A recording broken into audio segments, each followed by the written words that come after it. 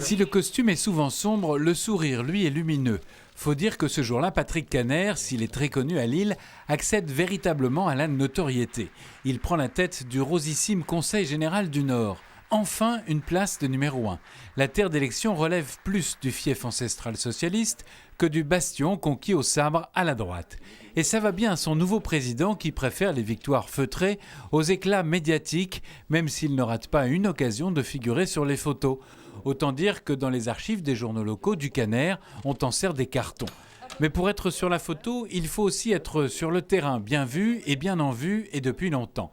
Patrick Kanner milite, colle, débat, rencontre, discute, dialogue et presque toujours au PS.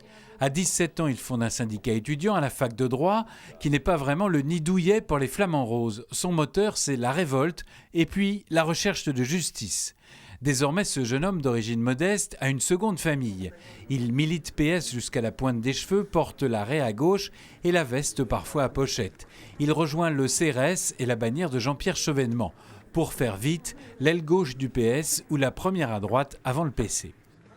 Chevènementiste, c'est pas forcément le tremplin pour faire carrière au PS dans le Nord. Chez Patrick Kanner, pourtant, les guerres fratricides du PS local semblent glisser. Son extrême dans l'injure traitait Pierre Mauroy, le réformiste, de notable.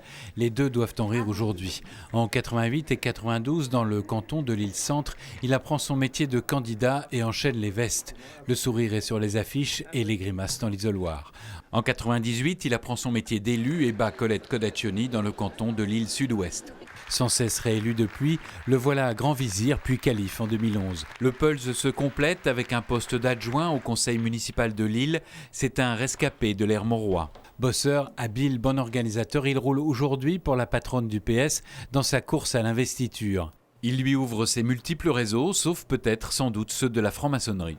S'il fait de la politique à l'ancienne, poignée de main et grand sourire, énergie de jeune premier pour monter sur l'estrade, il s'essaye aussi à la modernité. Le blog de Patrick Kanner, c'est pourtant encore vidéo soviétique, grand discours et éclairage jaunissant. Allez Patrick, encore un petit effort pour la lumière, c'est presque bon. Une autre façon de concevoir, je pense, le socialisme au XXIe siècle.